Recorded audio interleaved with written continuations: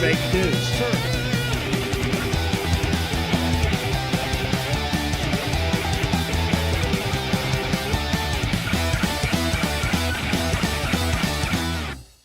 Guten Morgen, Brasília, estamos aqui de volta, eu sou Flávio Morgenstern e você não é. Este, para quem não sabe, é o podcast do Senso em Comum. Neste podcast nós estamos certos, se você discorda, você está errado. Decorrência lógica, não tem culpa também, que você resolve ter comportamentos, vamos dizer, bastante socialmente discutíveis. Este é um podcast feito com todo cuidado, esmero, ciência e elegância para salvar o Ocidente, exceto, é claro, Vila Madalena e adjacências.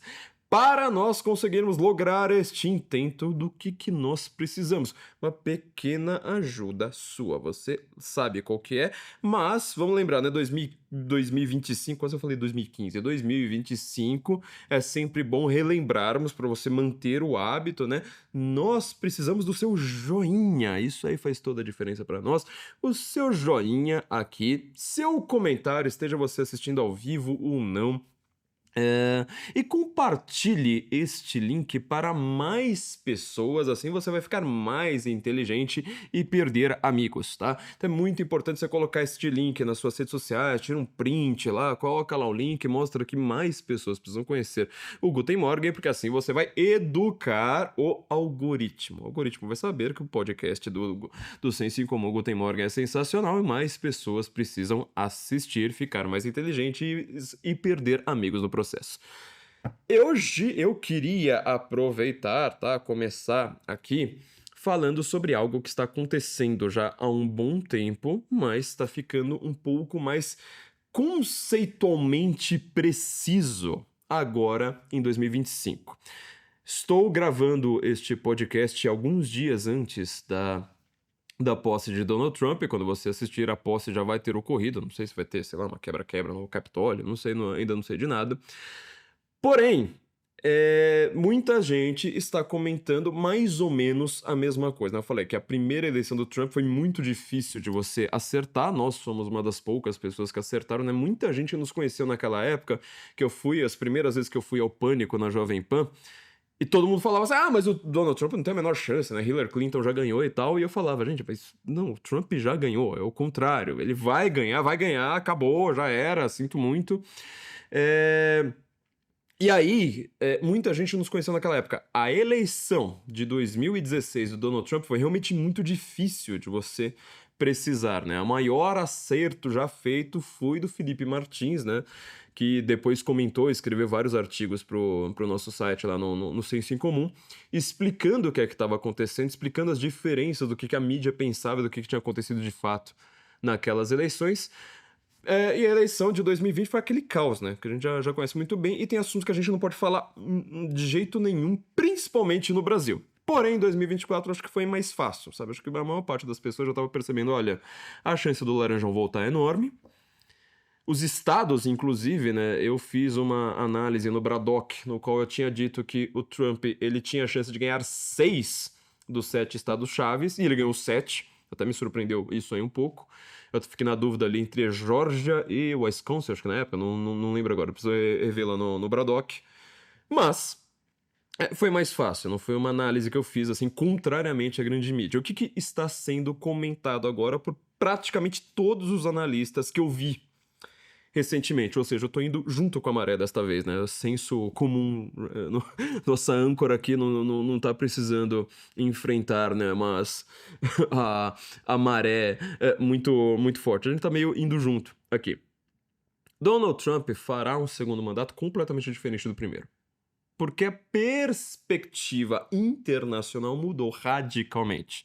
Segundo lugar, né, obviamente não é o assunto no qual nós vamos tratar aqui, porque ele hoje tem um sistema, um entendimento com o sistema completamente diferente, né? 8 anos depois do seu primeiro mandato, da sua primeira ascensão ali, né? Ele falou que ele tinha ido para Washington acho que 16 vezes na vida antes de ser presidente.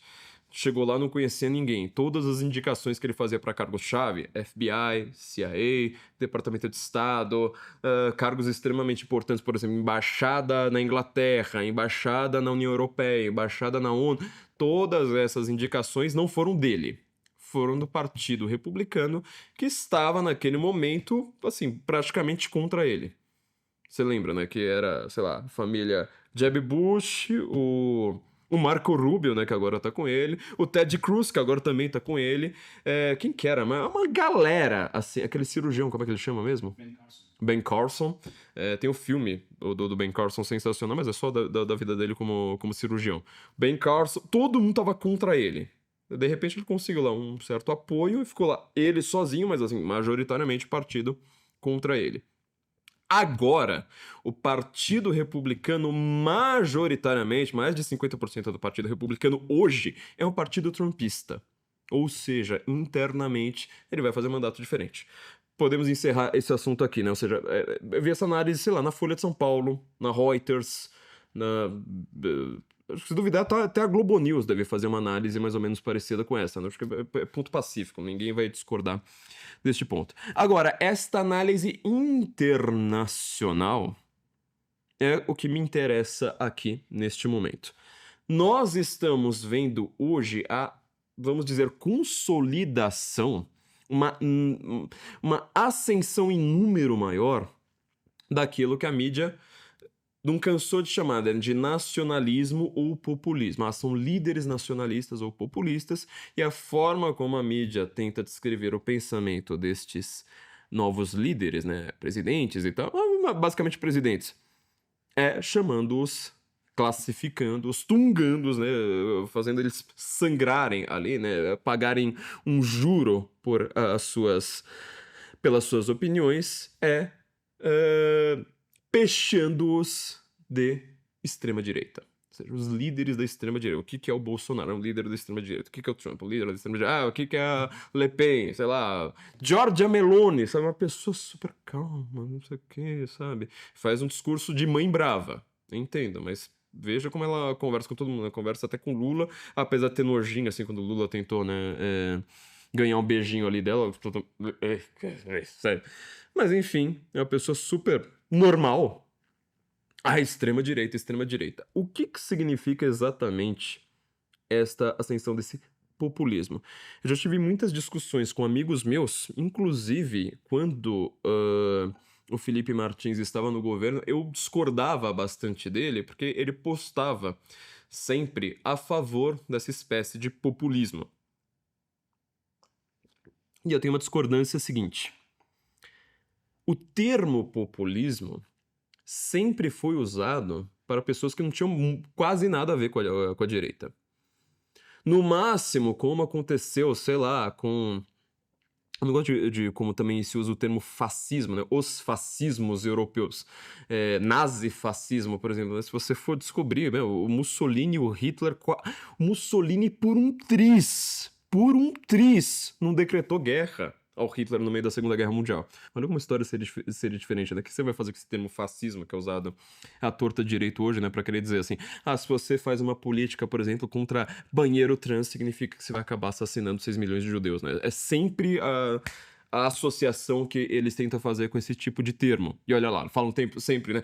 Líderes populistas, teve líderes populistas ali no passado, né? Só ver a década de 30, você vai ver um monte de líder populista. Getúlio Vargas, o que é Getúlio Vargas? É um populista. O que era o Maluf? Era um populista. O que é, sei lá, o próprio Lula já foi chamado do quê? De populista. Eu não gostava desse termo, porque eu falei assim, olha, historicamente, isso está associado a pessoas, uma ideologia que não tem nada a ver com o pensamento um pouco mais, vamos dizer, tradicional, né? Eu quero manter uma continuidade. Quero observar o passado, quero buscar minhas fontes, não apenas apagando a história e me fiando apenas na Globo News. Não, eu quero me fiar numa tradição de pensamento que vai lá desde a Grécia Antiga, vai passando... Pô, tem muito conhecimento pra gente tirar do passado. Isso é você ser conservador, entendeu? O populista, o que ele é? O populista é aquele cara, geralmente sem cultura nenhuma, que ele tem uma visão mítica a respeito de qualquer tempo, né? Como, sei lá, o Hitler falava do Império Romano, né? Queria fazer um novo Império Romano. O que Hitler entende de Império Romano? Absolutamente nada. Mas ele tem uma visão mítica, Ou, sei lá, o que que o Lula pensa a respeito de distribuição do Brasil, sabe? Ele vai falar, não, é só fazer distribuição de renda pelo Estado e pronto, resolvido, e vai tudo funcionar. Quer dizer, uma visão boba, uma visão pouco estudada e que não conhece o passado. Você ignora, você faz uma tábula rasa de tudo que aconteceu, e isso é você ser populista. E o populista também, ele se escora demais. A gente já falou isso já umas 3 vezes recentemente. Acho que só no ano passado a gente comentou sobre a divisão que o Max Weber faz da autoridade. E eu acho que justamente porque a gente está numa crise de autoritarismo no Brasil, é justamente uma crise de autoridade. Quando você tem uma autoridade de verdade, que ela vai perdendo, vai se minando, as autoridades que a substituem é que geram autoritarismo. Uma verdadeira autoridade. Ah, esse cara é uma autoridade em conhecimento jurídico. Ah, essa é uma pessoa boa. Quando você tira essa pessoa e coloca uma outra pessoa no mesmo cara, aí é que vira que não é uma autoridade. Uma pessoa que não seja uma autoridade, aí você tá em problemas. Quer dizer, autoritarismo e autoridade, você vê que são termos que não são tão próximos quanto parece. Muito pelo contrário, tá? Então, assim, o termo populismo, ele é um termo complicado. Por exemplo, quem que se considera populista no Brasil? O PDT, da Tabata Amaral. Que era, acho que ela era, né, do PDT. O Brizola sempre se considerou um líder populista, querendo refazer o que o Getúlio Vargas fez, né? Não é um pensamento conservador, entendeu? E nessa divisão do Max Weber, né, que ele coloca 3 tipos de autoridade, ele fala assim, existe autoridade, principalmente, né, as autoridades no terreno social, histórico, político, é uma autoridade que ela pode ser carismática, que é onde que o populista se fia, ou seja, tem o público. Até influencer faz isso, né? Autoridade carismática. Por que que eu vou salvar a sua vida, né? Por que que eu vou... eu sou o maior doutor do Brasil, ou eu vou te ensinar, te iniciar a vida intelectual e a filosofia. Você vai ver um moleque imberbe que se você der um texto de Hegel pra ele, ele começa a chorar. Mas tá lá vendendo cursinho de filosofia. Por que que isso acontece? Porque ele tem uma autoridade carismática. Existe autoridade burocrática. O Brasil ele é especialista nisso aí, né? Desde o pequeno poder lá, o porteiro que se acha dono do prédio, até as autoridades que, assim, não tem representatividade nenhuma, não estão cumprindo aquilo o qual o seu cargo tem limites, né? Ou seja, o seu cargo ele te permite ter decisões circunscritas a um determinado escopo. Não, ele começa a mandar naquilo, começa a mandar naquilo, começa a mandar naquilo outro. Fala assim, mas espera aí. Você não pode fazer isso. Mas se você for me punir, eu te puno também. Eu te puno antes. Aí todo mundo cala a boca e obedece. Exatamente o que acontece no Brasil, né? Uma crise de uma autoridade, né, burocrática. E existe autoridade tradicional. Autoridade das eras. Autoridade tradicional, para mim, é quando você consegue entender essa frase, né? Esta pessoa é uma autoridade em tal assunto. Ou seja, é uma autoridade escorada no passado, escorada em entendimentos. Você vai pensar em música, por exemplo, você vai falar assim, não, eu quero, sei lá, alguém que estude Beethoven, eu quero alguém que estude Bach. E isso é uma autoridade tradicional, tá? Então, assim, o populista, ele se fia naquilo que, em teoria, seria a mais frágil de todas essas autoridades. É a autoridade carismática. Autoridade carismática, bom, vamos pensar em exemplos como Sérgio Moro. Tá aí explicado, né? Em Aécio Neves. Pô, em um momento quase ganhou da Dilma. No momento seguinte, vai tentar ganhar umas eleições, né? O Alckmin, quando foi concorrer com o Bolsonaro, ganhou 4% de intenções de voto. Você vê, né? A autoridade de influência, essa autoridade de você ter público, povo, ibope, como nós diríamos, né? O ibope nem existe mais. Ela é muito cambiante. Em questão de 2 anos ali, você vai do auge pro absoluto nada, tá? Então eu não gostava desse termo populista. Isso tudo pra dizer, eu não gostava desse termo populista. E pessoas como Felipe Martins, por exemplo, sempre falaram assim, não, mas o populismo agora, nessa ideia... Ele não escrevia isso, mas assim, ele lidava com a ideia de que a forma como a direita deve entender o mundo hoje é fazer, vamos dizer, uma certa aliança entre esses caras que são chamados de populistas. Eu sempre falava assim, mas peraí, meu, não usa o termo do inimigo. Por que a gente vai usar o mesmo termo do partido da Tabata Amaral? Do partido que, ou sei lá, das visões de mundo que são associadas aos piores regimes do século XX. Exceto o comunismo, né? Óbvio. E olha que alguns comunistas eram também chamados de populistas, né? Ou até se consideravam populistas, como eu acabei de falar do caso do Leonel Brizola do Brasil. Só que eu fui entender um problema. Um problema que eu quero tentar colocar agora pra gente de uma maneira mais conceitualmente sólida. Eu acho que a partir deste ano a gente consegue entender um pouco melhor isso. A ordem internacional, e quantas vezes a gente falou disso, não foi só enquanto que eu tava gravando aqui com o Ian e com o Daniel, não, mano. Tenta lembrar dos podcasts que eu gravei na panela, sabe? Os Guten Morgen lá de anos e anos atrás. Quantas vezes eu falei, nós precisamos discutir constantemente, deveria ser nosso assunto de bar constantemente. Qual a nova ordem internacional? É isso que está determinando o mundo. Abra, sei lá, olha a capa, as últimas capas da revista Foreign Affairs, né, do Council of Foreign Relations. Você vai ver quantas elas estão falando assim, peraí, o Putin tá querendo uma ordem, o Xi Jinping tá querendo uma ordem, o Joe Biden tá querendo uma ordem, o Trump tá querendo uma ordem. Quem vai vencer? Porque eles não estão mandando nos seus próprios países, eles estão mandando em todos os países do mundo. Se a gente tá tendo agora uma discussão a respeito das notas da comunidade, da censura ao X no Brasil, do fact-checking nas redes sociais, por que isso mudou tão radicalmente, né? Nossa, o Facebook era o rei da censura. Agora vai falar assim, não, vamos abolir o fact-checking, vamos colocar notas da comunidade. Por que ele tá mudando tanto? Por causa da porcaria da ordem internacional. Isso não depende de um país só. Isso não depende de uma eleição. Isto é uma visão ampla de poder, de cultura, de comportamentos coletivos, de alianças. E, só para lembrar, né? As duas guerras mundiais ocorreram exatamente por causa disso. A questão de alianças, a questão de, olha, o comportamento agora vai ser tal, olha, a cultura vai ser tal. Tudo isso é uma discussão de ordem internacional. Qual a ordem internacional que vai reinar daqui para frente, tá?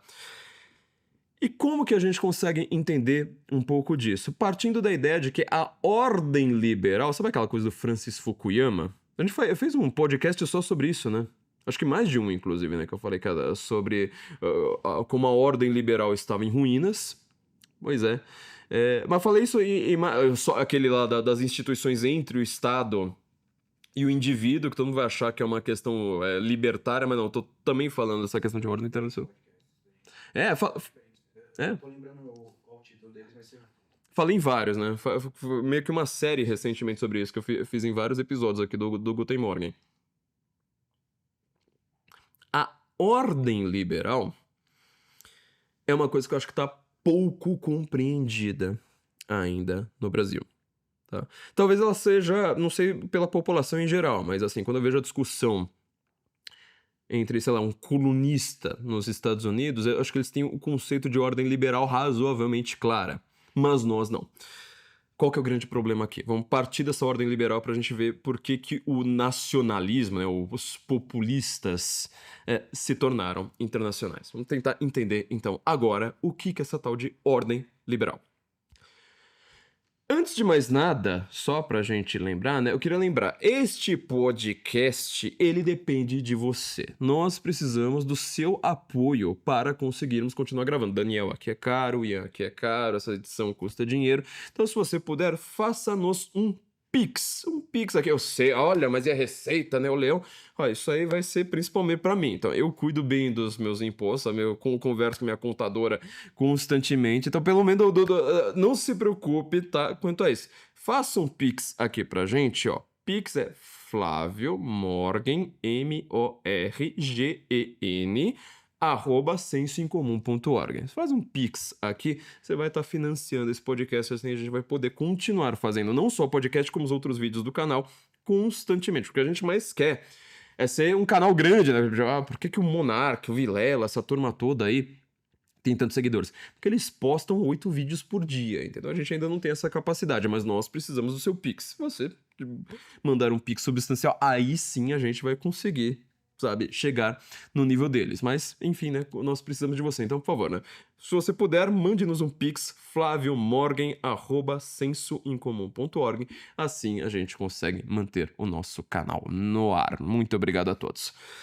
Vamos lá, ordem liberal. A ordem liberal, ela surge, curiosamente, na Revolução Francesa. Lembre-se, quando, sei lá, o Fux foi indicado para o STF, pegaram os vídeos dele no qual ele dizia, né, qual que era o pensamento dele. E saiu para tudo quanto é lugar, né? O Fux é um liberal, e o pensamento dele é o pensamento da Revolução Francesa. Não vou nem comentar sobre o lema dos revolucionários franceses, né, que é enforcar o último rei nas tripas do último padre. Mas a ordem da Revolução Francesa, ela começa a ser disruptiva no mundo no seguinte sentido: você tem monarquias europeias que elas precisam ser destruídas, minadas, em substituição a esse tipo de poder das monarquias que são principalmente impérios, ou seja, né, só a monarquia inglesa lá na Inglaterra, não. A diferença entre rei e imperador é que o rei ele manda no seu próprio povo, o imperador ele manda em outros povos. Ou seja, o Império Britânico ele manda na Jamaica, ele manda no Canadá, ele manda na Austrália, ele manda em sei lá quantos lugares no meio da Ásia, né? Teve Guerra do Ópio, teve, sei lá, protetorados que até hoje estão sendo discutidos ali entre os tigres asiáticos, assim por diante. Quer dizer, era um poderio danado, era um império. Ele queria substituir isso, né, os revolucionários, principalmente Napoleão Bonaparte, por estados nacionais.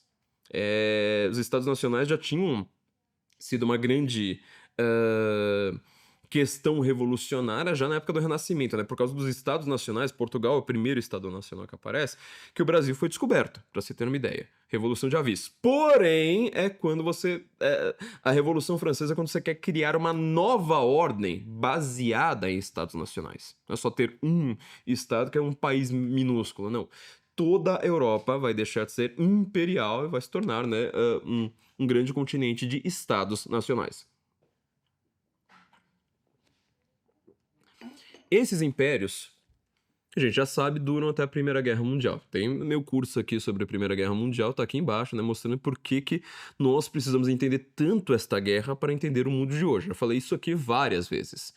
Substituir as monarquias pela democracia. Cada democracia razoavelmente circunscrita. Foi este o plano dos Estados Unidos ao ajudar a ganhar a Primeira Guerra Mundial. E aí cria todo o caos que a gente está vivendo hoje, né? Cada democracia razoavelmente circunscrita à sua população étnica / linguística europeia, né? Ali na Europa você anda, sei lá, 300 quilômetros, já está num lugar que fala uma língua completamente diferente de onde você estava antes. Bom, esta ordem internacional liberal, ela tinha a crença constante de ser o paraíso na Terra.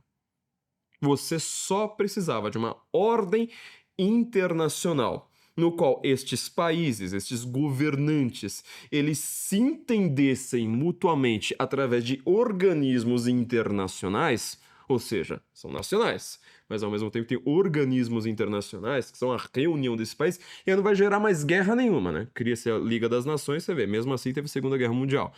Depois você cria a ONU.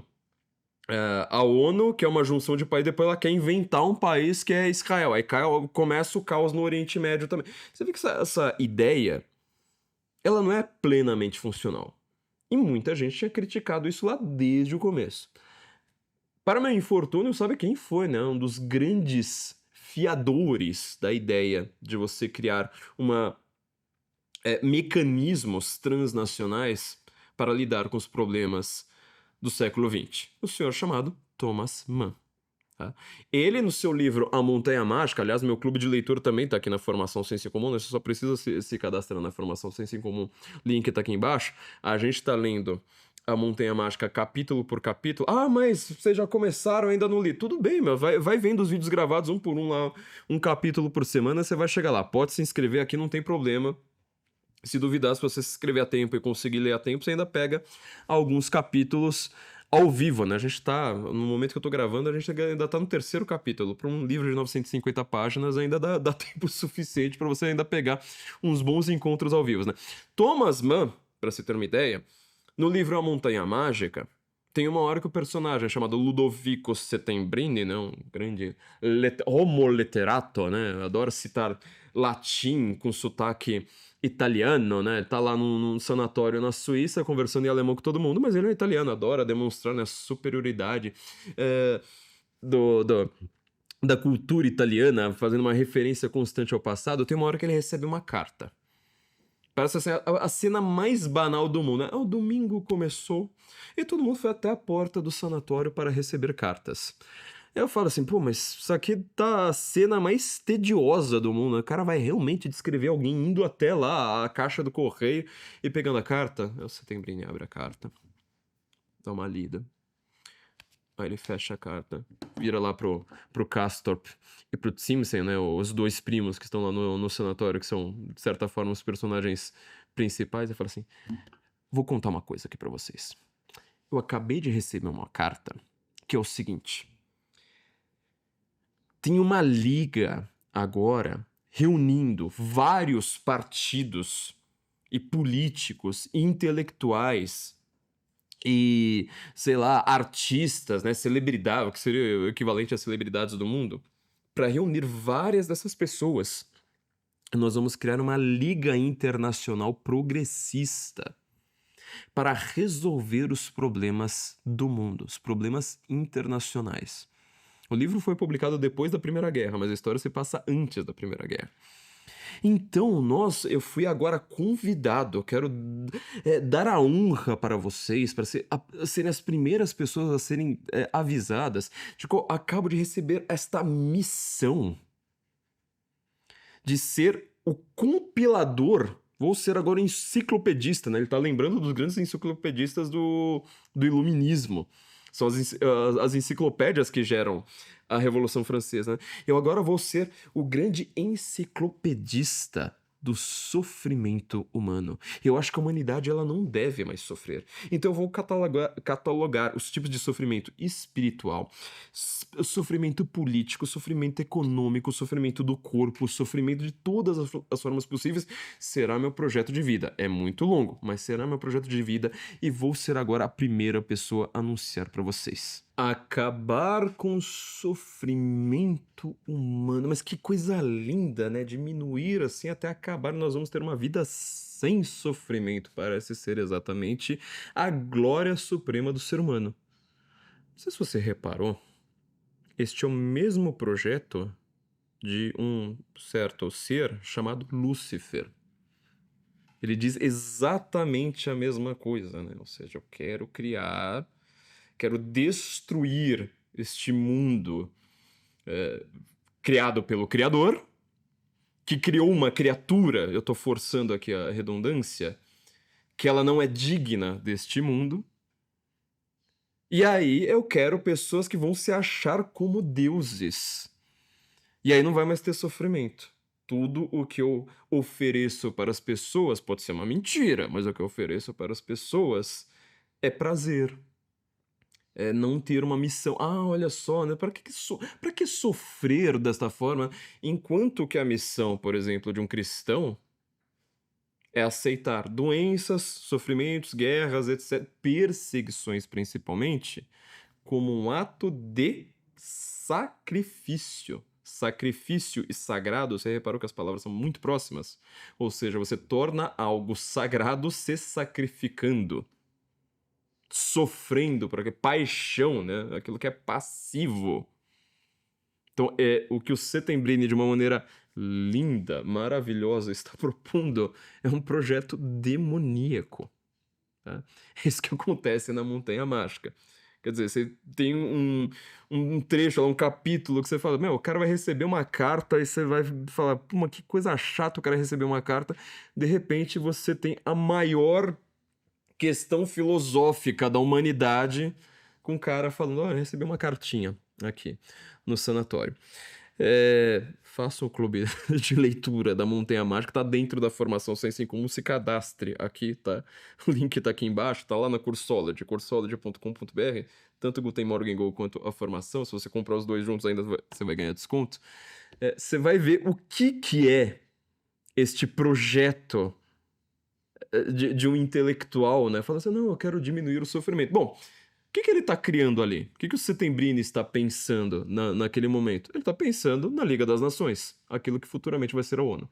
Curiosamente, o próprio Thomas Mann, escritor deste livro, quando a ONU for feita, ele vai ser a favor da ONU. Ele é um dos grandes intelectuais, um dos grandes nomes. Ele era famoso, poderoso, rico. Ao contrário dos escritores típicos que você vê por aí, né? Tipo, o escritor que fica pedindo pix no canal dele no YouTube, né? Pra pagar o Daniel e o Ian. Não, ele era um escritor glorioso. Teve as glórias terrenas aqui na Terra e ele foi uma das pessoas chamadas, né? Pra fazer uma espécie, assim, de desenho e emprestar sua autoridade, ó, que a gente estava falando ali no começo, emprestar sua autoridade carismática para este projeto que era a ONU. Então, o que se criou neste momento? O que virou essa ordem liberal no século XX? Estados-nações e não impérios, mas com um único grande, vamos dizer, império. É esta a tese do professor Olavo de Carvalho no seu livro Jardim das Aflições, né? Diminuiu os impérios que concorriam entre si, né? O Império Alemão, o Império Britânico, o Império Austro-Húngaro, o Império Otomano, o Império Russo. Acaba com esse negócio. Basicamente ficou britânico. E ainda assim, cada vez de uma maneira mais simbólica, né? A monarquia britânica ela tem um papel muito mais simbólico do que, de fato, representativo no sentido político do termo. Mas você cria um único império. Ou seja, toda aquela visão de vamos diminuir as disputas de poder, nacionalismo é que gera guerras, olha a Primeira Guerra Mundial, olha a Segunda Guerra Mundial, né? Não, você acaba com esse negócio, mas você cria uma única ordem internacional cujo funcionamento é imperial. Não manda apenas em uma única instância, um único povo, circunscrita a um rito, uma lista de funções administrativas no qual ela pode atuar. Não, ela começa a atuar para tudo quanto é lado. Então, quando você vai pensar em ordem liberal, em ONU, paz, né, lutando, fighting for peace, você vai ver que essa questão é um pouco contraditória.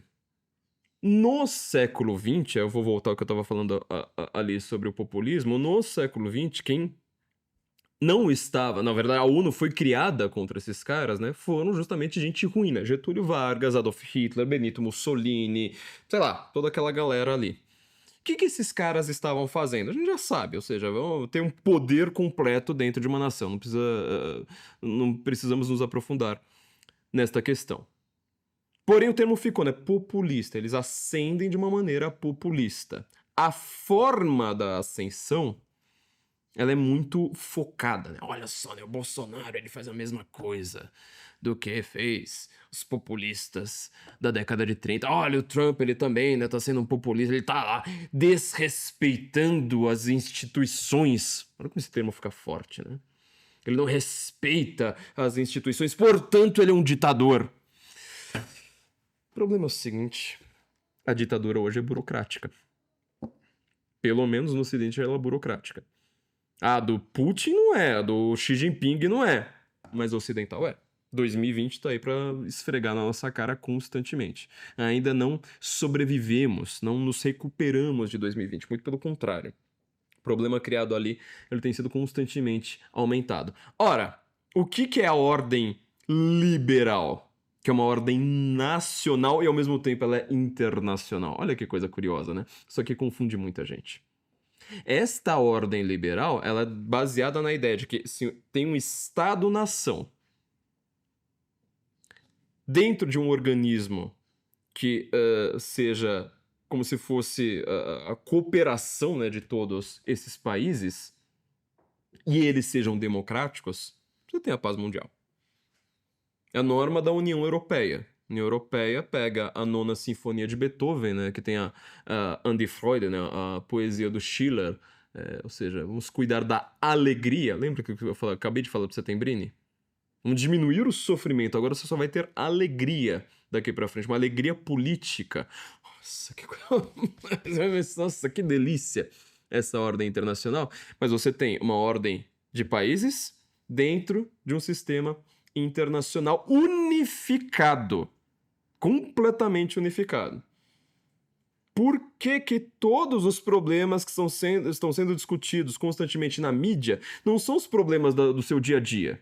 Não é o problema, sei lá, de pagar juro para banco, não é o problema de ser assaltado quando você sai na rua, não é o problema das crises familiares. Não, o que sai na mídia é crise de refugiado.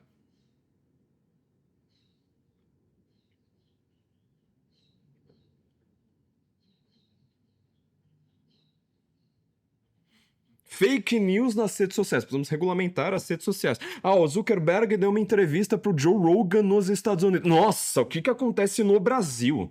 O que acontece com a Globo News? Sei lá, a AGU pede explicações pra Meta. Você fala, cara, mas ele falou de uma mudança nos Estados Unidos. Depois ainda sai a notícia, né? Toda. Com aquela vanglória, né? Zuckerberg diz que a mudança é só para os Estados Unidos. Ele tinha dito isso no começo, cacete. Foi só porque a AGU foi lá se meter no bagulho. Entendeu? Não adianta você falar, tá vendo, né? Derrota pra direita. Não, meu filho, não tem nada a ver com esse negócio. Mas por que isso aí acontece? Tá? Porque todas essas questões que estão sendo constantemente discutidas na mídia, elas são discussões que elas... Aquecimento global. Supostamente, seja um problema real ou não, a única forma de você resolver não é dentro da jurisdição de um país. Ela é internacionalmente. Você entendeu qual que é o grande problema agora? Então, toda vez que você vê esse papo, né, de que alguém é um nacionalista ou um populista, na verdade você está dizendo, olha, este cara sim, ele tá pegando a instituição democrática do país e falando, olha, a gente resolve pela democracia, pela representatividade popular, e não pela burocracia, que você não consegue nem fazer uma auditoria. Você consegue fazer uma auditoria na União Europeia? Você sabe quem que é o presidente da União Europeia? Você sabe quem tá no Parlamento Europeu? Você sabe, no Brasil... o Brasil começou a se meter nessa história. Mercosul... começa com um pacto comercial, diminuir fronteiras. Nossa, que delícia. Livre mercado funcionando. Os libertários, né? Todo... sem entender porcaria nenhuma. Rapidinho, questão de 10 anos, aquele negócio já tá falando assim, então vamos ter um banco comum, vamos ter agora uma troca de apoio mútuos nas nossas ações militares. Vamos também agora fazer conglomerados administrativos. A lei que vale para a Bolívia também vai ter que valer para o Uruguai e o Brasil inteiro no meio. Agora também vamos fazer... foi do Benelux para a União Europeia. Todo mundo conhece essa história. Pelo menos eu espero que continue sendo passada nas escolas hoje. Era um acordo de livre comércio, como a Hansa Liga também, era um acordo de livre comércio, não era nem um acordo, né? Era uma junção de livre comércio. O que vira esse negócio no meio da Primeira Guerra Mundial? Aí vira o caos, entendeu? Aí é um monstrengo, aí é o Leviatã aparecer. E qual que é o principal problema do Brasil que vocês vão ouvir? Lembre-se desse podcast daqui a 5 anos, você vai lembrar de um pequeno detalhe. O Brasil hoje faz parte dos BRICS. Que eram BRICS mesmo, a gente já comentou isso aqui também. BRICS, o cara que criou lá da como é que chama? JP Morgan? Ele era da Morgan ou ele era da Stanley? Agora eu não lembro agora qual dos dois que ele era. O cara que criou os BRICS. Agora eu não lembro, ele criou esse termo, salvo engano, em 2002 ou 2003, tá? Depois ele teve um blog dentro da Economist, no qual ele estava dizendo os 4 principais países para você fazer investimento nos próximos anos são Brasil, Rússia, Índia e China. Isso aí ainda faz sentido? Me diga, você que quer ganhar dinheiro, você investe na Rússia hoje? Você vai investir na Rússia, ela é em guerra com a Ucrânia? Na Rússia que não tá no sistema SWIFT mais? É isso? Não, era simplesmente um acrônimo de país que não tem nenhuma relação com o outro, exceto, basicamente, né, um acordo comunista entre Rússia e China, e a Índia, que é vizinha dos dois, odiando os dois. Índia e China nunca se entenderam. Falaram assim, tudo junto. O que tem hoje? Banco dos BRICS. Jim O'Lee, né? O'Neill. Da Goldman Sachs. Nossa, eu chutei dois bancos no terceiro. Da Goldman Sachs. Ele mesmo já falou. Constantemente, já deu não sei quantas entrevistas falando. O acrônimo BRICS não faz mais sentido. Era simplesmente falar assim, olha, onde você investe nos próximos anos? Só que isso faz quase um quarto de século. E as pessoas aí falam, BRICS, BRICS, BRICS, BRICS. O que virou os BRICS hoje? Bom, agora nós temos Etiópia, nós temos Irã, nós temos África do Sul, colocaram a Argentina, porque juraram que o Fernandes iria continuar lá, no final das contas acabou entrando o Milei, foi uma surpresa para todo mundo, mas calhou. Quer dizer, o Brasil, ele só tá do lado de ditadura. China, Rússia, a Índia, que alguma hora vai se entender com os Estados Unidos de alguma forma, só de... Irã, meu filho, você quer ter um banco em comum com o Irã? Irã! Com Trump no poder agora? É isso que você quer? Entendeu? Então, assim, até o Brasil, apesar dos pesares, ele também tá entrando nessa ideia, né? Nós somos um Estado-nação, um país inteiro que fala português, não temos uma etnia clara, ao contrário da maior parte dos outros países. Não temos uma etnia clara, porém nós também estamos aqui nos entendendo nessa ordem internacional, nacional e ao mesmo tempo internacional. Quando aparece alguém que começa a falar assim, olha, vamos diminuir o poder. Olha só, diminuir o poder. E fazer uma representatividade de fato popular, você é um populista de extrema direita, ou seja, você que é o ditador. Justamente os caras que estão diminuindo o poder. Ora, a Itália, ela é mais poderosa, assim, sei lá, o presidente da Itália, o primeiro-ministro, né, boa parte desses países também são parlamentaristas, como é o caso da Alemanha, né? Você nem lembra o nome do presidente da Alemanha, mas você lembrava da chanceler Merkel, né, por 20 anos lá no poder. Ela não era presidente, ela que ia aparecer para tudo quanto é lá. Quer dizer, o presidente da Alemanha é uma figura apagada. Primeiro-ministro do Reino Unido, sei lá, cada um desses caras. Eles são mais poderosos e têm mais poder concentrado quando eles estão indo contra a União Europeia, quando eles estão a favor da União Europeia. Macron, ele teria mais poder se ele falasse, olha, eu sou contra a União Europeia, agora vamos resolver tudo aqui só pela França, ou quando ele fala assim, não, olha, agora tem a União Europeia por trás, tem um lobby alemão, se você discordar de mim, olha, Lula ou Bolsonaro, você discordou de mim, não é só que você vai perder o contratinho, sei lá, com a Danone, com a, sei lá, com a Peugeot, com a Renault é metade estatal também, né? Com a Renault. Não, você vai perder também contrato. Eu vou fazer lobby pra você perder contrato também com metade das empresas alemãs, com metade das empresas britânicas. Por que aconteceu o Brexit? Porque a Inglaterra tava de saco cheio dessa história. Entendeu? Então, assim, o Macron, ele parece mais ditador quando ele está a favor da União Europeia ou quando ele é contra a União Europeia. Só que na hora que você vai contra essa ordem liberal, aí sim que você é chamado de ditador. Neste sentido, dando toda essa volta, é que eu consigo entender por que o termo populista hoje, ele parece até fazer um pouco de sentido pra gente. Porque nós não temos mais os impérios. Não adianta você entrar nesses RPG, desses influencers católicos, né? De falar assim, não, sabe qual que é a salvação do mundo hoje, né? Não, a gente precisava retomar o Brasil imperial e o Estado católico brasileiro. Tá, mas meu filho, fora do seu RPG, fora das suas fantasias, não vou nem falar o que é, né? Mas é aquela coisa que você tá pensando, isso aí não significa nada. Na prática aqui, concreta, você só vai ter alguma possibilidade de ação hoje com esses populistas. Esses que são chamados de populistas. Porque, assim, eles só têm o povo. Mas eles têm as instituições? Javier Milei tem as instituições? Olha, ele, pra você ter uma ideia, dentro desses líderes, é quem mais chega perto. E olha que ele tá, o quê? Um ano no poder, né? De ter tido alguma espécie de não de controle, mas assim, pelo menos as instituições não o enchem o saco. Ele não tem um Supremo lá, tipo, falando toda hora que ele tenta fazer alguma coisa. Ah, isso aqui não pode. Ah, isso aqui, ó, revoga. Ah, você quer mostrar o preço da gasolina, sendo que você tá em momento eleitoral e abaixar o preço da gasolina? Não pode. Você quer investigar o radiolão em 20 minutos? Você pode me dar 200 páginas aqui na minha mão de provas. Em 20 minutos eu falo provas insuficientes, eu quero mandar todo mundo aqui que mandou essas provas na minha mão para serem investigados pelo inquérito das milícias digitais, dos atos antidemocratas, sei lá que raio que era. Ele não tem, tá? Então, assim, ele não tem controle sobre as instituições. Mas ele, pelo menos, não tem as instituições enchendo o saco. Agora, a Meloni tem controle sobre as instituições, o Orbán tem controle sobre as instituições, o Netanyahu tem controle sobre as instituições.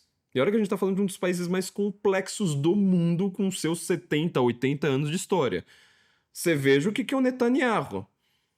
Ele tem controle sobre as instituições. Eu fiz uma live sobre isso no Instagram, né? Que eu comentei, o Netanyahu, ele é o típico de judeu europeu, que ele dentro de Israel ele só tem apoio do judeu do Oriente Médio, com tradição suprema. E a Suprema Corte é inteira contra ele. É que ele lá conseguiu vencer a Suprema Corte temporariamente, mas toda hora tem a volta também. Ah, o parlamento agora não sei mais o quê. Quer dizer, ele é o judeu de um lado étnico, que ele só tem apoio do outro lado étnico, que ele é super criticado pela gestão Biden e Kamala. Ao mesmo tempo, a gestão Biden e Kamala é a gestão que mais tem judeu na história dos Estados Unidos. E esses judeus, apesar de serem judeus nos Estados Unidos, eles são judeus etnicamente próximos do Netanyahu e contra o Netanyahu. Meu, uma confusão do cazzo, meu. Netanyahu tem controle sobre as instituições? Ele é pintado como um ditador, tá? Eu não morro de amores pelo Netanyahu, sabe, imediatamente como tudo, mas você vê que essa situação ela não é facinha de ser descrita como ela é colocada pela mídia. Eu preciso de analistas que só ficam vendo notícias e nunca leem um livro para entender de fato o que é que tá acontecendo no mundo, tá? Então assim, agora esta ordem que está sendo colocada no mundo. Pra você entender agora o que são as notas da comunidade, por que o Zuckerberg mudou de ideia? Será que o Zuckerberg mudou de ideia mesmo? Entenda primeiro, tem uma mudança na ordem internacional a partir do final do ano passado. Em mais de um podcast no ano passado, quando eu começava a comentar esse assunto, eu falava assim, isso aqui é meio que uma preparação para coisas que a gente ainda não pode falar. E várias delas eu não posso falar no Brasil. Quando eu falei sobre o embate entre o Elon Musk e o STF, quando eu falei sobre, sei lá, eu falei de ordem internacional várias vezes, né, sobre a falência da ordem liberal, quando eu falei sobre um novo modelo, as instituições que nós precisamos ter entre Estado e mercado, assim por diante, foram vários e vários podcasts. Eu falei assim, ainda não posso falar isso. 2025, você vai ver boas notícias. Vitor Orbán, mas você acha que o Vitor Orbán tem controle sobre a Hungria? Esse é um cara um pouco mais próximo, mas assim, porque ele tem apoio. Mas assim, cada coisa que o Orbán faz, primeiro que a Hungria é muito pequena e não é tão rica assim, mas cada coisa que o Orbán faz, ele toma porrada internacional o tempo todo, tá? Bom, você vai ver agora, em 2025, muitas boas notícias ocorrendo internacionalmente. Exceto no Brasil. O Brasil não terá boas notícias em 2025. A economia nossa vai ser destruída. Diminua seu padrão de vida, cara. Na boa, a recomendação que eu te dou, diminua seu padrão de vida. Eu não conheço um único banco, já conversei, sabe, até com presidente de banco. Todo mundo considera que o dólar vai estar a R$7, provavelmente, sei lá, o quê? Primeiro semestre? Já teve gente falando assim, olha, talvez começo de abril. Imagina, dólar a 7 começo de abril, ou talvez antes. É como banco. Você acha que banco faz perspectiva sem pesquisa? Tenta ser um economista, não precisa ser economista-chefe, mas um economista lá, sabe, de ficar mexendo em planilha de banco pra você ver o que você precisa passar. Você acha que é só fazer faculdadezinha e chegar lá? E todo mundo trabalhando com perspectiva de dólar a 7. Banco não quer rasgar dinheiro. Entendeu? Então, assim, a ordem, os nacionalismos hoje, que não tem nada a ver com aqueles nacionalismos da década de 30, hoje nacionalismo significa uma coisa diferente. significa que você não vai se submeter aos ditames de uma ordem internacional burocrática e bizarra.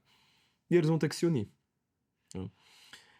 Pela primeira vez, e a cerimônia de posse do Trump, que eu ainda não vi, sabe? Talvez seja o caos, talvez, sei lá, o Milley tenha usado a motosserra na cabeça de alguém, não sei, não sei. Tá? Mas ela é uma demonstração de que agora os nacionalistas vão se internacionalizar. É contraditório? Bom, então me explica por que a ordem liberal ela fala tanto, né, em organismos transnacionais, sendo que ela é baseada em estados nacionais, sendo que ela criou os estados nacionais, quer dizer, destruiu os impérios para criar estados nacionais. Destruiu a ideia de que as pessoas vão respeitar reis para ficar respeitando burocratas. Só que agora a gente vai ter que responder. Bom, agora a gente consegue responder algumas perguntas fundamentais. Antes dessa pergunta, eu tenho um recado aqui da doutora Ludmila Lins Grillo para você.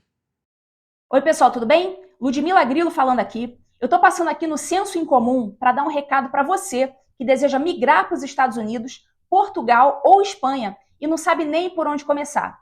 Você que está assustado com a insegurança jurídica no Brasil, com a instabilidade política e econômica, ou você que simplesmente quer vivenciar novas experiências profissionais e pessoais no exterior, entre em contato com a Imigrex Global. A Imigrex Global é uma empresa sediada na Flórida e especializada em imigração de brasileiros nos Estados Unidos, Portugal e Espanha, com atendimento 100% em português. Além dos vistos mais tradicionais baseados em trabalho e qualificação, a empresa também atua em asilo político e tem expertise nesses casos que envolvem o Brasil. Se você está interessado e quer saber se você é elegível para um dos vários tipos de visto disponíveis, manda uma mensagem para o WhatsApp +1 407 490 1897. Repetindo, +1 407 490 1897. E, né, você vê que a ordem internacional ela tá nesse sistema que a gente precisa agora fugir, né, do nosso país para a gente conseguir se exilar, né? Uma coisa, eu vou fazer uma ironia aqui com a Imigrex, que é do que a Ludmilla acabou de falar, né? Vocês separaram? Tem um tweet aqui do Supremo Tribunal Federal, uma instituição que obviamente todo mundo deve respeitar, né? É obrigatório respeitar, é uma coisa assim. Eu respeito o Supremo o tempo todo, sabe? Eu acordo já respeitando o Supremo, tem que respeitar demais. Ele disse o seguinte, ó. Eu tô gravando aqui no dia 17, tá? 3 dias antes da posse do Trump. Oh, meu Deus. O Supremo Tribunal Federal nega pedido do ex-presidente Jair Bolsonaro para ir à posse do presidente eleito dos Estados Unidos. É curioso, né? O nojinho de você citar o nome Donald Trump, presidente eleito dos Estados Unidos. Para o ministro Alexandre de Moraes, seu nome seja sempre louvado por todo o cosmo, há a possibilidade de tentativa de fuga do país e pedido de asilo político. Bom, para mim, por que isso aqui, esse troço me chama bastante a atenção, né? Pedido de asilo político. Você só pede asilo político de ditadura. Então, assim, se você tá negando pelo medo de alguém pedir asilo político, eu não sei, sou estranho, pra dizer o mínimo, sabe? Porque assim, imagina alguém sair da França, da Inglaterra, e fala assim, olha, eu cheguei nos Estados Unidos, eu tô pedindo asilo político da França. Tô pedindo asilo político da Alemanha. Acho que nem chega. Assim, o cara vai chegar lá e falar assim: tá bom, meu, embrulhei e joguei fora. Não quero nem ler o resto do documento, porque não existe isso. Quer dizer, se existe pedido de asilo político, é porque todo mundo não tá entendendo esse país como Coreia do Norte, Venezuela, entendeu? Não sei. Me deu uma sensação estranha. Mas agora você vai entender uma coisa, né? Vamos voltar às notas da comunidade ali. Por que isso aí tá mudando tanto no mundo? Trump, mais uma vez, quando ele foi eleito, ele tinha todo o sistema, inclusive a parcela republicana desse sistema, contra ele próprio.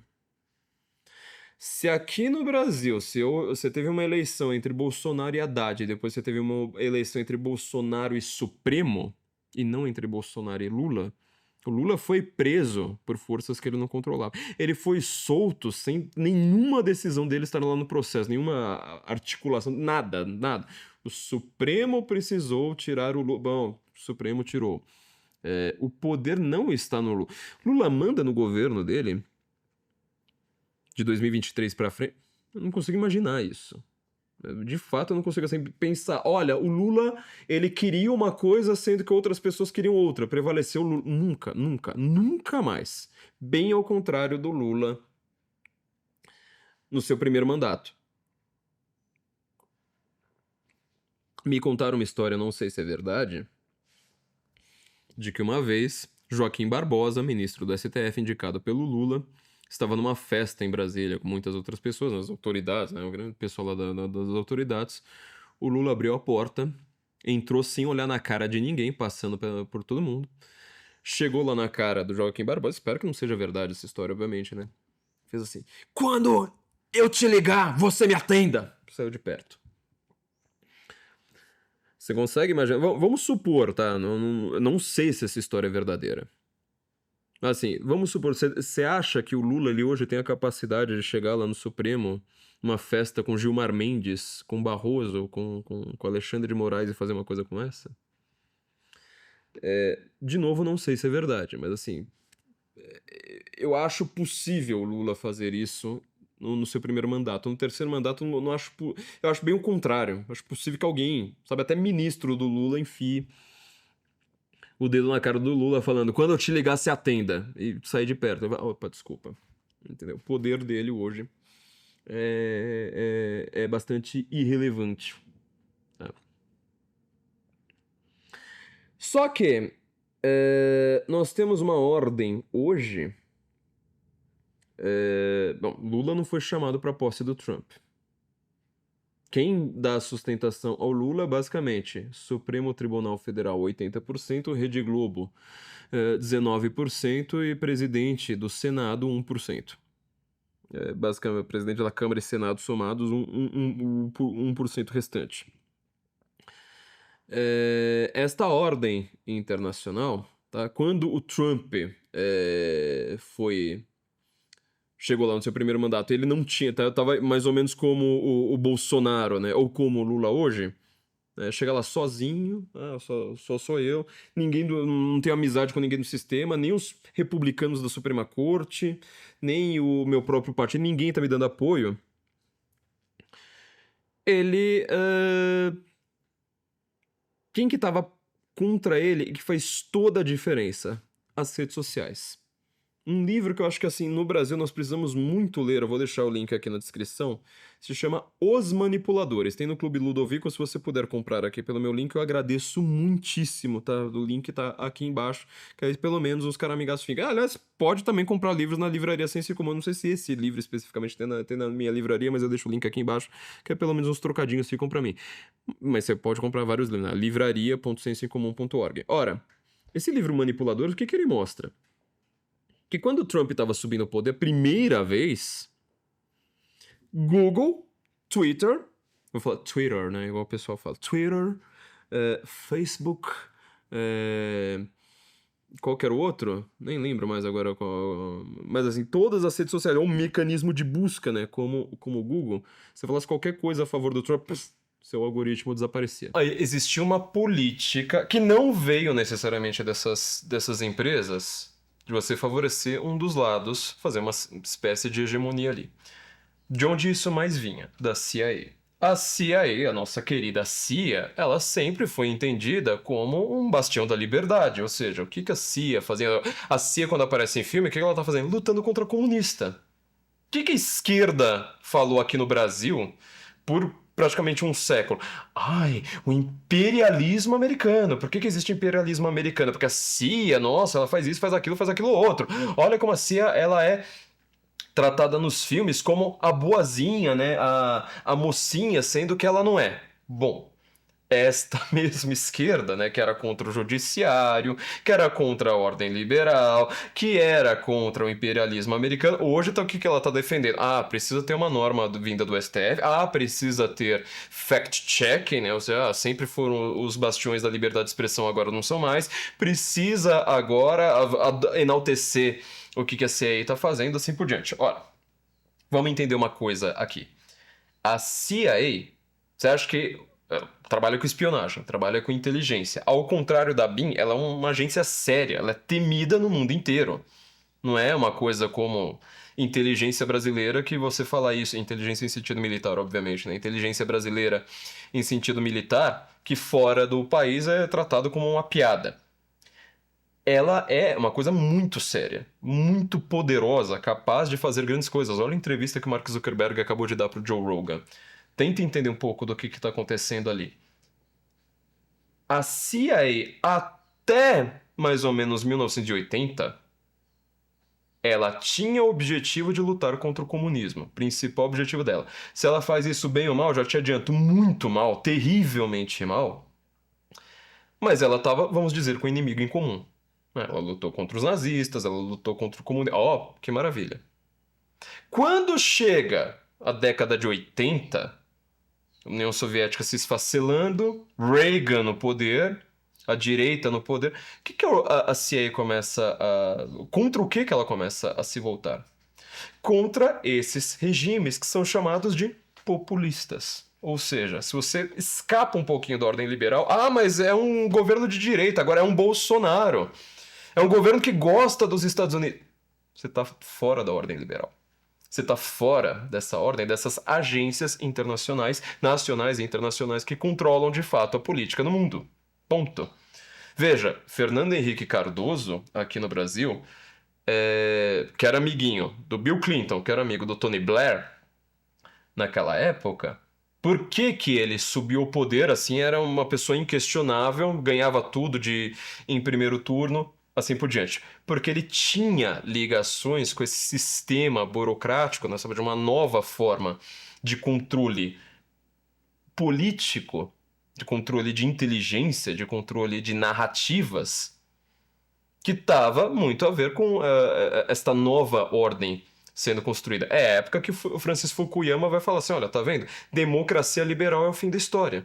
Não existe mais dialética depois da democracia liberal. Tudo vai cair na democracia liberal e aí morreu a história. A história acabou, né? Hegelianamente, acabou a história e a paz na Terra veio. É o mesmo pensamento que o Woodrow Wilson tinha lá na Primeira Guerra Mundial. Só acabar com as monarquias e pronto, vamos ter a paz mundial. Segunda Guerra Mundial veio 20 anos depois desse desgraçado pensar uma imbecilidade como essa, né? Por isso que eu dediquei o meu curso da Primeira Guerra Mundial uma aula específica só para ver o que o Woodrow Wilson estava tramando e o que ele fez. Nosso mundo, essa ordem liberal atual, ela foi criada por Woodrow Wilson no meio para o fim da Primeira Guerra Mundial. Ora, agora temos todo esse aparato gigantesco. A gente fez também um episódio sobre como os Estados Unidos está gigantesco, né? 1918, o ano que mudou o mundo, o Leviatã moderno dos Estados Unidos tava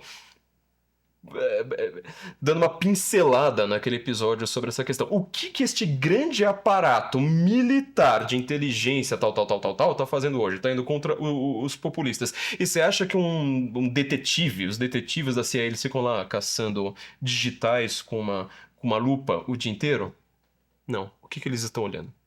Para a rede social.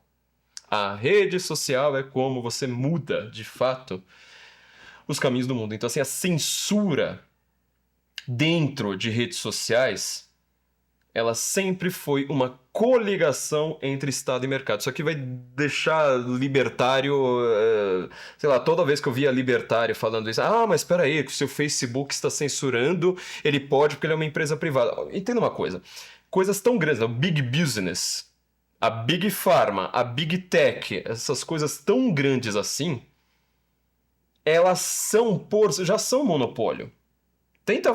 Faça o seguinte, tenta ter qualquer ideia que exija algum nível de convencimento popular em massa, sei lá, tente ser vereador sem ter uma conta numa rede social. Vai lá, vai pra frente. A Rede Globo no Brasil, exemplo melhor ainda. Rede Globo no Brasil, você consegue chamá-la perfeitamente de uma empresa privada? Tira o patrocínio do Estado ali, sabe? Executa as multas e dívidas que ela tem com o BNDES. Vamos ver quanto tempo a Rede Globo fica no ar. Quer dizer, ela é uma empresa privada. Odebrecht é privada? OAS é privada? Andrade Gutierrez é uma empresa privada? Mesmo a Vale do Rio Doce. São empresas privadas. Você vê que você está num terreno muito mais escorregadio, arenoso, melhor dizendo, usando uma metáfora melhor, do que você está pensando. Ora, a CIA trabalhou recentemente basicamente com rede social. Basicamente com rede social. E eles fizeram, é o que está nesse livro, né? Os manipuladores, como é que Google, Apple, tô lembrando, Apple, Amazon, Facebook, Twitter, Facebook, estavam trabalhando para o governo. Você não tem dinheiro suficiente, você não tem capacidade o suficiente sem você ter alguma forma de coligação com o governo.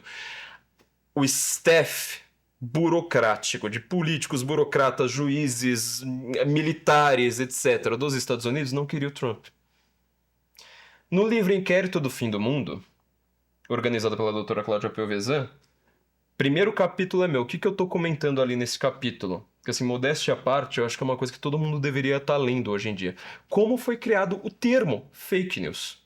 Até antes de 2016, o ano inteiro, até novembro, ninguém usou essa expressão. Era uma coisa assim meio de, sabe, meia dúzia de jornalistas nos Estados Unidos usando. Ah, ele é fake news, fake news. Mas ninguém levou esse negócio a sério. Foi o Trump ser eleito.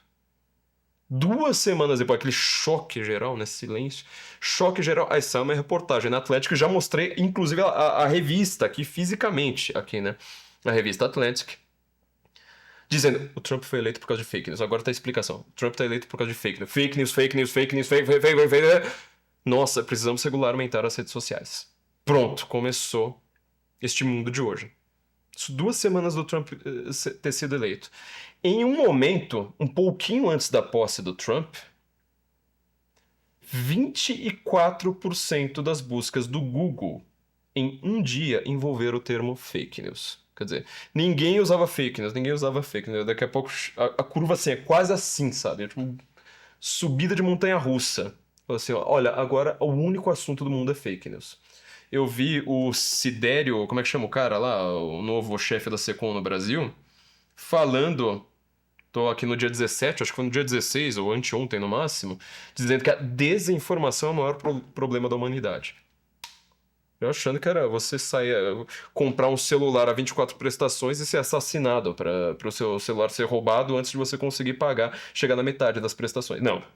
Para ele é desinformação. Para ele é ter um discurso livre que não é o que ele consegue controlar. Ao contrário do que ele faz com a Rede Globo. Entendeu? Agora, esta nova ordem de populistas surgindo, com a volta do Trump, ela está em um outro patamar. Por que Elon Musk, uma pessoa meio esquisita, transhumanista, trabalha com Neuralink, uma coisa bem, vamos dizer, né, de gosto discutível. Por que esse cara está no governo Trump? Por que ele favoreceu tanto o Trump? Por que ele fez, recentemente, uma entrevista com a Alice Weidel, da Alternative for Deutschland, na AfD, o partido populista, extremo-direita da Alemanha. Quando você vai ver o que a AfD pensa, é uma coisa às vezes mais leve do que o Partido Novo. Toda hora, precisamos de um Estado mínimo. Nossa, escola austríaca de economia. Olha, precisamos deixar o mercado livre. Totalmente Partido Novo, um negócio totalmente Faria Lima, mas lá, nossa, é extrema-direita, sabe por quê? Porque eles são contra a imigração, ou seja, são contra a política da Merkel, que é basicamente a política da União Europeia. Então assim, por que o Musk tá no governo? Porque agora o entendimento desses populistas é falar assim, nós só temos o povo. Amar é a única coisa que nós temos. Eu escrevi um livro sobre 2013, junho de 2013, as manifestações no Brasil, eu estava contra aquelas manifestações, eu estava lá criticando aquelas manifestações. E um dos caras que eu cito é Manuel Castells, que inclusive também é amigo do Fernando Henrique Cardoso, né, o sociólogo espanhol, no qual ele diz o seguinte, que as redes sociais, que causaram Primavera Árabe, causaram os indignados, na Espanha causaram o acho que 12, 16, sei lá, até esqueci o nome do negócio. Na Islândia, sei lá, causaram todas essas coisas. Ora, qual que foi a reclamação da esquerda velha guarda naquele tempo todo? Ora, é lindo vocês falarem Primavera Árabe, né? Mas vocês separaram como que a CIA tá por trás de tudo? A Ucrânia, sabe? A praça lá de Maidan, lá na Ucrânia, não tinha dinheiro da CIA por trás, tinha tudo. Qual que é o plano agora? O plano é o seguinte, aquilo que foi entendido, porque assim, essas grandes empresas, Google, Facebook, Apple, não sei mais o que, Twitter, ainda mais agora na mão do Musk, né? Não tá mais com um cara que simplesmente fala assim, tá bom, vamos lá, vamos caçar esses extremistas pra cima e pra baixo. Agora, a política do Trump, isso talvez seja só a cerejinha do bolo que eu tenho para adicionar, porque eu acho que o resto, assim, muita gente tá concordando comigo, inclusive na grande mídia. A cerejinha do bolo é você falar assim, então, sabe essas redes sociais que vocês estão mexendo aí? 80% do trabalho da CIA é ficar caçando coisa em rede social. Você acha que é espionagem? Não, é mexer em algoritmo de rede social. Você sabe como você foi afetado por esse algoritmo, né? E se essas redes agora não obedecerem mais ao Departamento de Estado de Joe Biden, aos velhos burocratas do Partido Democrata e do Partido Republicano, que são indicados para todas as agências regulatórias americanas e para a União Europeia? Agora, elas vão ter um outro sistema mirando, adivinha quem? Rússia e China. Ou seja, o problema do Trump agora é olhar principalmente para a China e falar assim, olha, eu quero um novo modelo econômico para os Estados Unidos. Eu não quero um modelo econômico de dependência da China, com a China comprando toda a dívida americana, com o déficit americano nas alturas, com o nosso gás sendo comprado, sabe? Porque o aquecimento global, porque a economia verde, porque não sei mais o que. Não, meu filho, faz lá aquele gasoduto do Canadá lá até o sul dos Estados Unidos, o Obama não quis, problema dele. Biden não quis, problema dele. Vamos ter nosso próprio gás agora. America First, lembra? E qual vai ser o plano agora? USAID, agência de ajuda para as pessoas passando fome. CIA, FBI, agora com gente trumpista. Pela primeira vez trumpista. Isso envolve necessariamente, assim, a conclusão final, como o algoritmo das redes sociais vai funcionar. Antes você ia lá e falava assim, olha, não sei mais o que, babababá, e vermelho. Aconteceu isso. E eu dei uma entrevista para a Jovem Pan. Aliás, eu não dei uma entrevista, eu fiz uma entrevista com o senador Eduardo Girão, na Jovem Pan, e citei um estudo envolvendo aquele medicamento que começava com I. Ele falou assim, olha, tem um estudo aí que saiu tal. O YouTube da Jovem Pan ficou 24 horas fora do ar. Tá? Da Jovem Pan. Ficou 24 horas fora do ar. Você reparou como o algoritmo já mudou? Já mudou. Radicalmente, quer dizer, a forma agora de convencimento está envolvendo isso. Então assim, então o Zuckerberg ele mudou de opinião. Ele mudou muito para a direita recentemente, mas muito. E assim, foi um processo paulatino. Eu tô vendo isso, muita gente comentando já faz tempo, né? Começou a treinar Brazilian Jiu-Jitsu, começou assim, a parecer um pouco mais humano, né? Sei lá, não tá mais tão reptiliano assim. Só que agora ele tá percebendo, olha, a política dos Estados Unidos não dá mais para ficar simplesmente pegando norminha da CIA, pegando, como ele falou, né, no caso lá da pandemia, que o governo Biden ligava para eles lá berrando e falando, tira isso aí do ar, ele tinha que falar assim, sim, senhor. Você dá poder de volta para esses caras. Trump sabe jogar, o cara da negociação, ele dá poder de volta para esses caras. Zuckerberg, que inclusive tá meio apagado, você lembra como faz tempo que você não ouve falar de Zuckerberg? Só ouve falar de Elon Musk. Agora, opa, também eu quero aparecer agora. Põe os óculos escuros, né?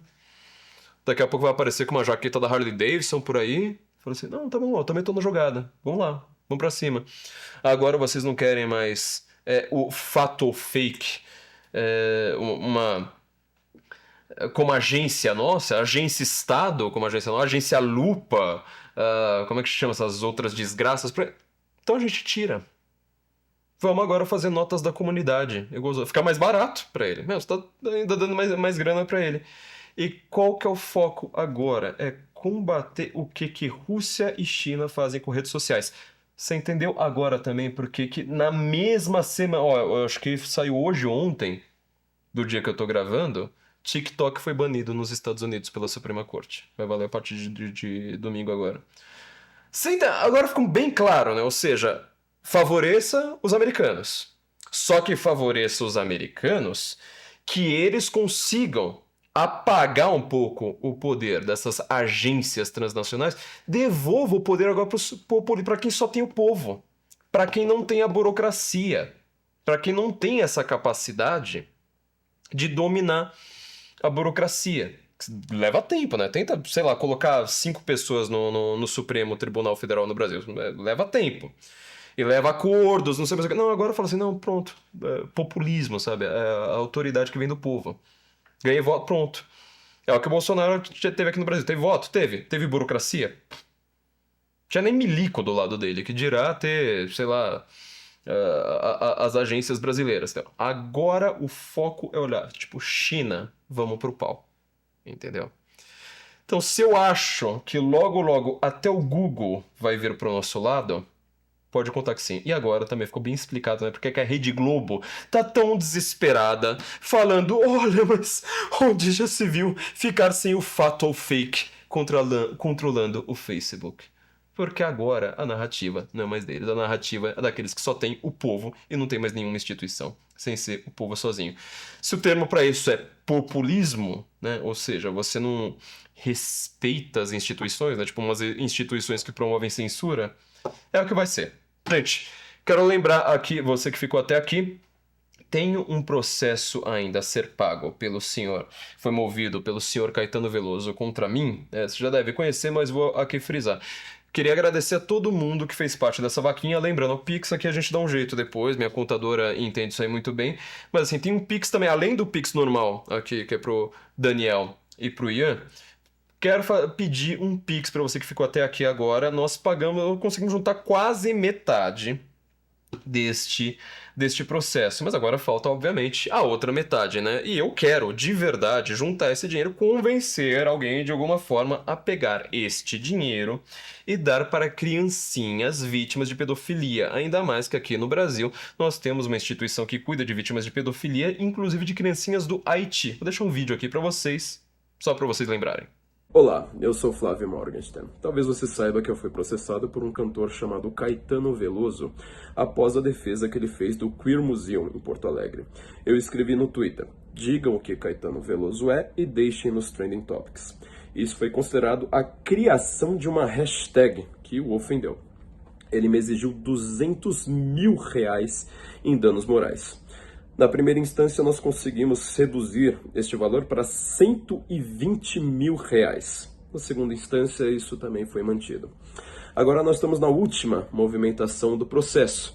Como eu não tenho esse dinheiro, eu estou aqui criando essa vaquinha para pedir a sua ajuda para conseguir pagar este valor que ainda vai ser acrescido de correção monetária. Então o que eu pretendo é o seguinte: caso nós consigamos agora, na semana que vem, ter pelo menos uma redução do valor desse processo, o dinheiro que eu arrecadar com essa vaquinha, eu pretendo doar para instituições de caridade que cuidem de crianças vítimas de pedofilia. Caso eu não consiga, esse dinheiro, do contrário, vai para a conta bancária de Caetano Veloso. Nosso último argumento, agora, na terceira instância, é o seguinte: o mesmo tribunal que me condenou a pagar este dano moral de R$120 mil, mais correção monetária, ele exigiu indenizações menores para casos até que envolveram morte. Por exemplo, no mesmo dia do julgamento do meu caso, no mesmo dia, foi exigido R$100 mil, menos, né, por um erro médico que resultou no falecimento de uma adolescente de 15 anos. 4 outros casos foram citados, né, na nossa defesa. Em outro caso, um bebê que sofreu cegueira por erro médico conseguiu uma indenização no valor de R$53,2 mil. Um outro caso de um acidente que causou a perda permanente dos movimentos da mão direita de um trabalhador gerou a indenização de 50 mil.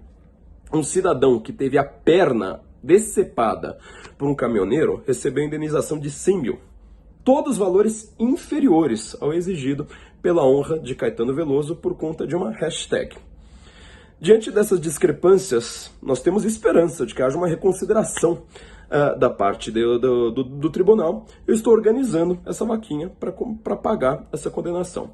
Como eu já disse, caso consigamos essa reavaliação, o dinheiro aqui arrecadado será doado a instituições de caridade que cuidem de crianças vítimas de pedofilia.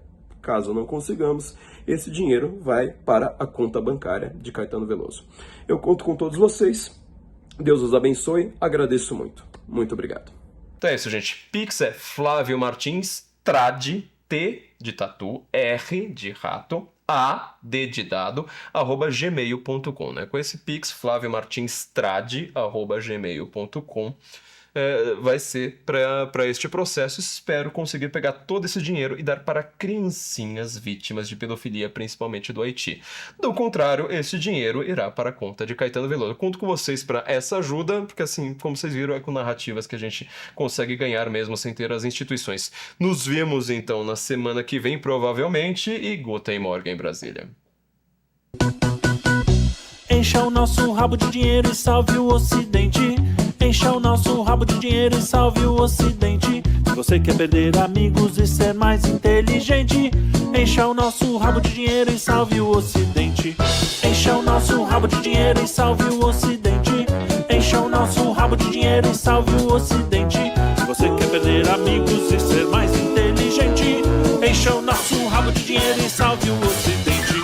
Encha o nosso rabo de dinheiro e salve o Ocidente. Encha o nosso rabo de dinheiro e salve o Ocidente. Você quer ficar bonito, garboso e eloquente, estar sempre correto, indubitavelmente, contar boas piadas esporadicamente, fazer aquele crush, te amar perdidamente. Enche o nosso rabo de dinheiro e salve o Ocidente.